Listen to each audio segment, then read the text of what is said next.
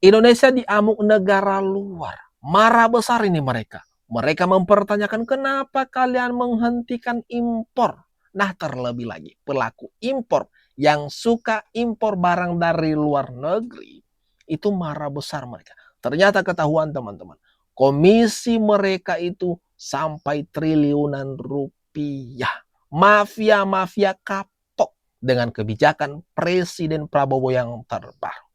Ini dia videonya teman-teman. Mari kita tonton bersama. Mana senang negara lain kalau kita berdaulat. Tahu Bapak Ibu, kita impor 2023 7 juta ton. 7 juta ton nilainya 100 triliun.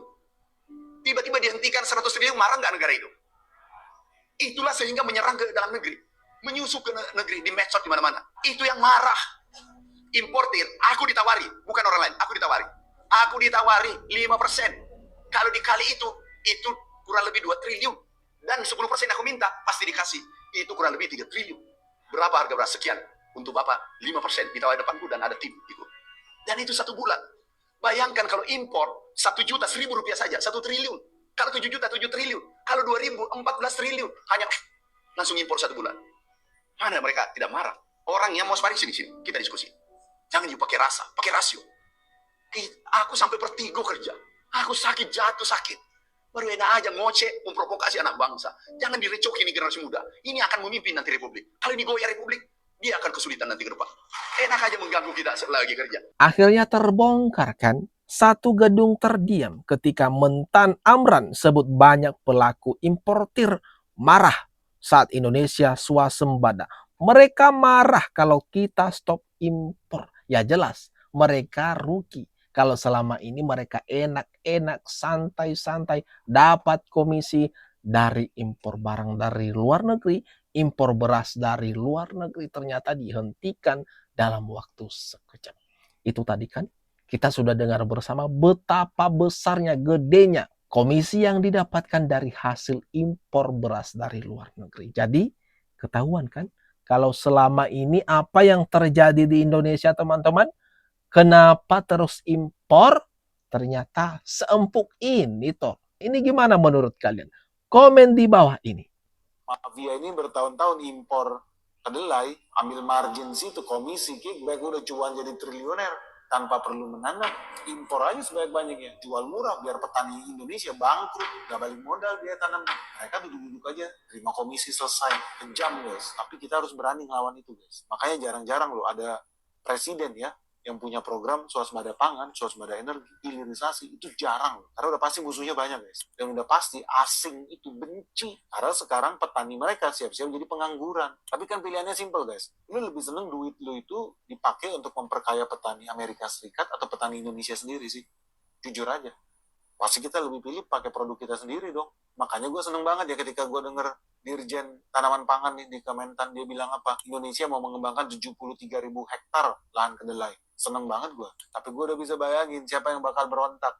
Oh, LSM-LSM pencinta pohon, hobinya penyayang lingkungan. Padahal di belakang layar agenda agen-agen peliharaan George Soros saja nih. Deforestasi lah. Ya lu pakai masuk akal sehat dulu aja lah. Lu mau bercocok tanam emang tidak membuka lahan. Buka lahan memang nggak nebang pohon. Coba ya pakai logika lah. Kalau lu nggak mau ya udah, lu nggak usah makan nasi karena itu buka lahan juga. Lu nggak usah makan gorengan karena pohon sawit buka lahan juga. Lu nggak usah makan tahu tempe karena itu buka lahan juga. Sebetulnya apa agenda mereka? Mereka pengen kita jadi budak impor guys. Selesai.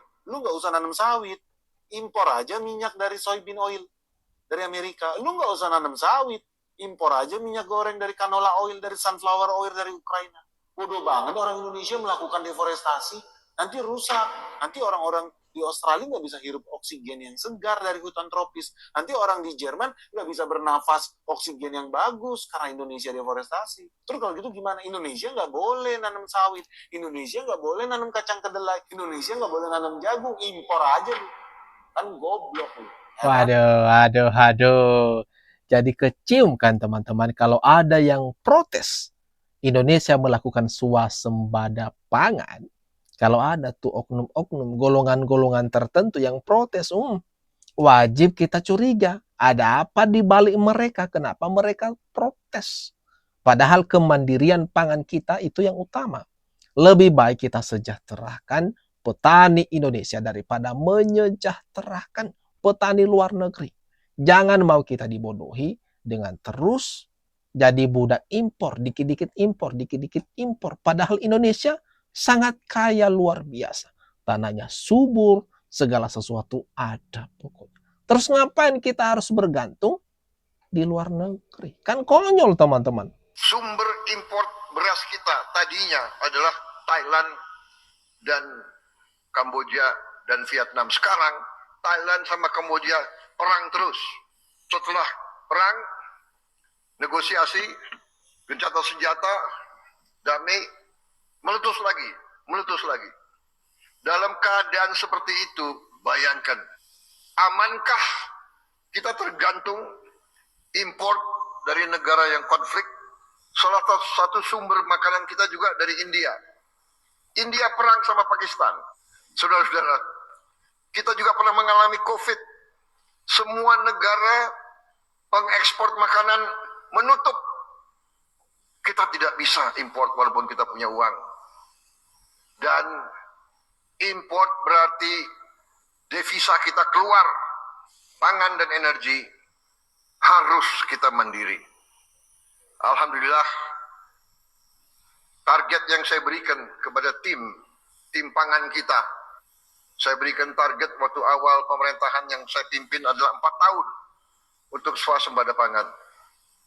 Alhamdulillah, Desember 31 tahun 2025, waktu 24.00 bisa kita dengan resmi mengatakan Republik Indonesia swasembada beras. Mantap nggak tuh teman-teman? Mantap nggak? Kita swasembada beras. Nggak perlu impor beras dari negara manapun. Nah, ini yang menyebabkan para importir mafia-mafia marah besar. Menggerakkan berbagai elemen, menggerakkan berbagai massa, kemudian negara lain juga marah besar ke Indonesia. Karena petani mereka, hasil pertanian mereka, jadi kebingungan nih mereka sekarang. Mau dikemanain tuh hasil pertanian mereka? Karena Indonesia sudah menutup pintu impor, teman-teman. Ini gimana menurut kalian? Komen-komen di bawah ya. Bagaimana kalau para mafia impor komoditas itu ngamuk saat penghasilannya itu diganggu. Jadi guys, coba kamu bayangkan seperti ini. Kalau ada bisnis yang selama bertahun-tahun menghasilkan puluhan triliun rupiah, lalu tiba-tiba kerannya itu ditutup. Kira-kira orang yang selama ini menikmati bisnis ini bakal diam atau enggak? Kemungkinan besarnya enggak bakal diam, guys. Dan ini yang sedang ramai dibahas setelah Menteri Pertanian Amran Sulaiman itu bicara soal impor pangan. Menurut data BPS, Indonesia itu mengimpor sekitar 7,5 juta ton beras pada tahun 2023 dan 2024. Nilainya itu sangat besar, guys. Puluhan sampai mendekati 100 triliun rupiah. Artinya ada bisnis raksasa di belakang aktivitas impor tersebut. Nah, sekarang pemerintah itu mengklaim berhasil menghentikan impor beras medium dalam jumlah yang sangat besar. Stok Bulog justru naik ke level tertinggi sepanjang sejarah modern Indonesia. Kalau itu benar, ada satu konsekuensi yang tidak bisa dihindari nih. Ada pihak yang akan kehilangan sumber keuntungan besar mereka. Nah, disinilah istilah mafia impor itu sering muncul, guys. Tapi kita harus hati-hati ya. Kata mafia itu bukan berarti otomatis ada organisasi kriminal seperti di film-film ya. Yang dimaksud adalah jaringan kepentingan. Importir, distributor, broker, pemilik kuota, perantara, dan berbagai pihak yang selama ini mendapat keuntungan dari arus barang impor. Kalau selama bertahun-tahun uang itu mengalir dari aktivitas ini, lalu tiba-tiba dihentikan, tentu akan ada perlawanan dong. Karena bagi mereka, ini bukan soal ideologi, ini soal uang. Jumlahnya itu nggak kecil. Makanya Menteri Amran berkali-kali mengatakan bahwa ketika impor mulai dihentikan, serangan dan kritik dan narasi negatif itu langsung bermunculan, terutama di media sosial. Menurut dia, ada pihak yang tidak senang karena kehilangan bisnis yang selama ini sangat menguntungkan mereka. Apakah itu otomatis membuktikan ada mafia? Belum tentu. Karena kritik terhadap kebijakan pemerintah justru bisa datang dari para ekonom, bisa dari pelaku usaha atau masyarakat yang memang punya kekhawatiran yang berbeda. Tapi secara logika ekonomi, satu hal yang memang masuk akal, guys. Kalau ada bisnis bernilai puluhan, bahkan ratusan triliun yang tiba-tiba hilang, pasti ada pihak yang marah dong. Nah, Mantan Amran tegas berantas mafia beras. Tak ada damai bagi perusak harga pangan. Di bawah kepemimpinan Presiden Prabowo, semua menjadi tegas banget. Ditegaskan betul. Nggak ada tuh yang namanya impor-impor beras. Sekarang kita harus memanfaatkan hasil para petani Indonesia. Jadi tak heran kenapa banyak narasi-narasi negatif yang menyudutkan pemerintah dengan adanya kebijakan menghentikan impor beras ini, teman-teman. Ini gimana kalau menurut pendapat kalian? Atas apa yang barusan saja kita bahas ini.